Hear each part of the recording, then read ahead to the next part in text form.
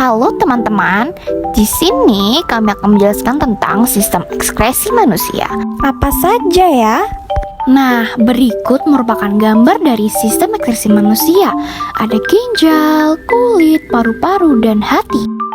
Di video pembelajaran kali ini, kami akan menjelaskan tentang kulit. Apa itu kulit? Mari kita pelajari. Kulit merupakan lapisan terluar yang membungkus seluruh permukaan tubuh. Bagian besar kulit ditumbuhi oleh rambut. Kulit merupakan organ terbesar yang menutupi area tubuh seluas sekitar 1,67 meter kuadrat dan berat sekitar 4,5 kg pada laki-laki dengan berat badan 75 kg. Nah, kulit juga memiliki beberapa fungsi loh teman-teman. Apa saja ya kira-kira? Yang pertama yaitu ekskresi, mengeluarkan lemak dan keringat yang mengandung air, garam, urea, serta ion-ion seperti Na+. Yang kedua sebagai pelindungan, yaitu melindungi tubuh dari mikroorganisme, radiasi sinar matahari, iritasi kimia, dan gangguan mekanik. Lalu yang ketiga, sebagai pengaturan suhu badan oleh kelenjar keringat dan pembuluh darah.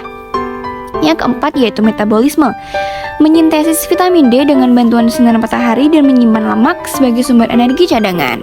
Yang kelima adalah komunikasi. Apa itu? Yaitu penerimaan stimulus lingkungan oleh reseptor kulit, misalnya perubahan suhu, sentuhan, dan tekanan. Selain itu, kulit merupakan media ekspresi wajah yang penting untuk komunikasi. Nah, kita masuk ke struktur kulit ya teman-teman. Nah, coba kalian perhatikan dengan seksama diagram kulit di atas. Kulit terbagi menjadi dua, yaitu thick, kulit tebal tidak berambut, dan yang kedua ada thin, kulit tipis berambut. Kulit memiliki beberapa lapisan. Yang pertama ada epidermis. Epidermis terdiri atas 5 lapisan, yaitu stratum corneum, stratum lucidum, stratum granulosum, stratum spinosum, dan stratum basalis. Lapisan kulit yang kedua adalah dermis. Dermis tersusun dari 2 lapisan jaringan ikat.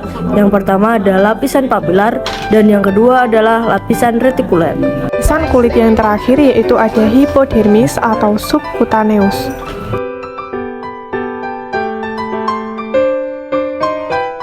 Pada bagian permukaan kulit terdapat rambut, keringat, dan pori-pori.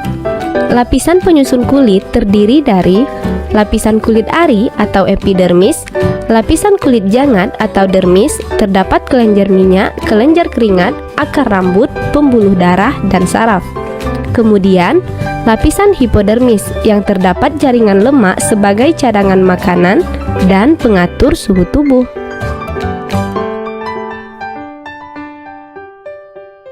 Wah, sangat lengkap ya struktur kulit kita.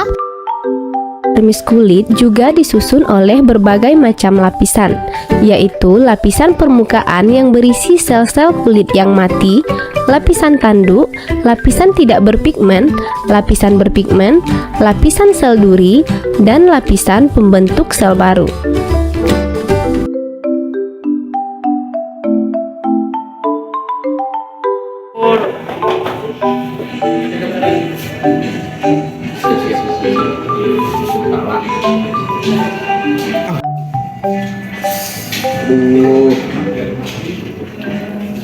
Wah, sakit banget tuh, Pak. Yang bener. Apa ya penyebab kulit terasa sakit saat dicubit?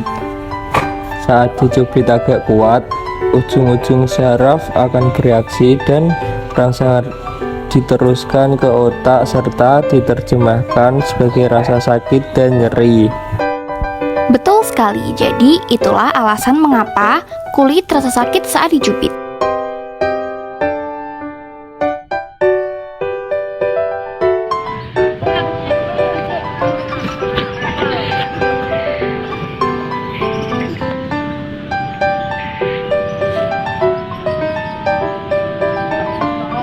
Kenapa ya? Setiap hari aku ternyata jadi penasaran. Dari cuplikan video tersebut, kami jelaskan dahulu apa itu keringat. Keringat adalah cairan tubuh yang dikeluarkan manusia ketika tubuh merasa panas. Keringat berperan penting dalam homeostatis tubuh. Bagaimana mekanisme pengeluaran keringat? Berikut adalah penjelasannya. Pengeluaran keringat diatur oleh bagian kecil otak yang disebut dengan hipotalamus. Hipotalamus dapat mendeteksi kenaikan suhu tubuh seperti termometer alami tubuh.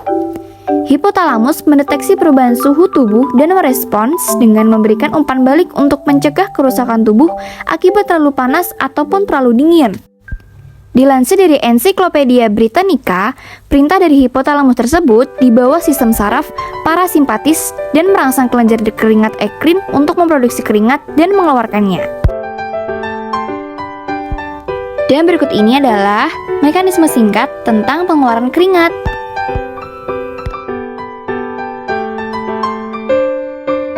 Kulit sebagai pengatur panas atau termoregulasi. Panas tubuh dihasilkan dari aktivitas metabolisme dan pergerakan otot. Panas dapat dikeluarkan atau dibuang melalui paru-paru, kulit, atau bersama feses dan urin. Panas yang dikeluarkan oleh kulit dapat melalui beberapa cara, yaitu sebagai berikut. Yang pertama ada pemancaran. Pemancaran yaitu panas dilepas ke udara di sekitarnya. Yang kedua adalah pengaliran atau konveksi, yaitu mengalirnya udara yang telah panas karena menyentuh permukaan tubuh, kemudian digantikan oleh udara yang lebih dingin. Dan yang ketiga ada konduksi, yaitu panas dialihkan ke benda yang disentuh kulit, misalnya pakaian. Yang keempat ada penguapan atau evaporasi, yaitu panas dikeluarkan bersama keringat, kemudian keringat menguap. Keringat yang dikeluarkan dapat mencapai 2000 ml per hari, bergantung pada kebutuhan tubuh dalam pengaturan suhu. Jika suhu lingkungan tinggi atau panas, kelenjar keringat menjadi aktif dan pembuluh kapiler melebar sehingga memudahkan proses pembuangan air dan sisa metabolisme. Aktifnya kelenjar keringat mengakibatkan keluarnya keringat ke permukaan kulit melalui penguapan. Penguapan mengakibatkan suhu di permukaan kulit menjadi turun. Sebaliknya, jika suhu lingkungan rendah, kelenjar keringat tidak aktif dan pembuluh kapiler pada kulit menyempit, serta darah tidak membuang air dan sisa metabolisme. Akibatnya, penguapan sangat berkurang dan suhu tubuh tetap panas.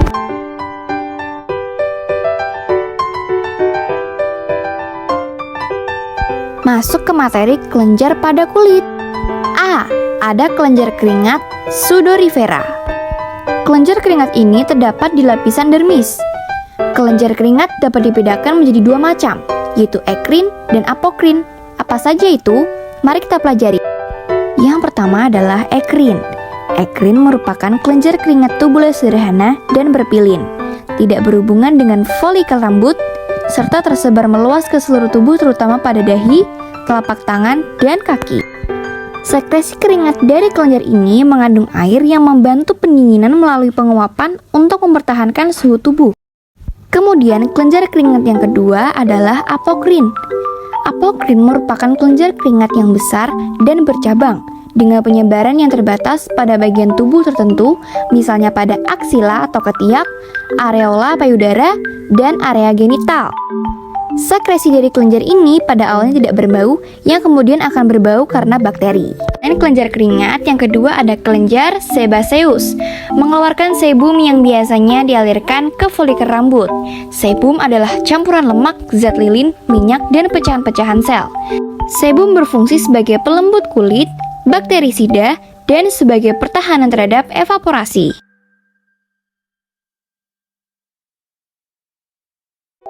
Masuk pada bagian akhir pada materi kulit ini, yaitu penyakit atau gangguan pada kulit. Penyakit pertama yaitu namanya biang keringat atau miliaria. Kalian pasti nggak asing deh sama namanya miliaria. Miliaria adalah ruam berbentuk bintik-bintik merah yang gatal karena tersumbatnya pori-pori kelenjar keringat yang dapat disebabkan oleh sel-sel kulit mati atau bakteri. Biang keringat biasanya muncul saat udara panas dan lembab. Dilihat pada gambar, pasti kalian sudah pernah melihat kan tangan seperti itu? Nama penyakitnya adalah hyperhidrosis, yaitu keluar keringat berlebihan yang terjadi pada seluruh badan atau bagian tubuh tertentu, misalnya telapak tangan atau kaki. Hyperhidrosis disebabkan oleh suatu penyakit atau faktor psikis. Penyakit terakhir yang akan kami jelaskan yaitu vitiligo. Adalah gangguan pigmentasi sehingga kulit kehilangan melanin tampak bercak-bercak putih yang bisa melebar pada kulit. Pembelajaran sistem ekskresi kulit sampai di sini dulu ya teman-teman.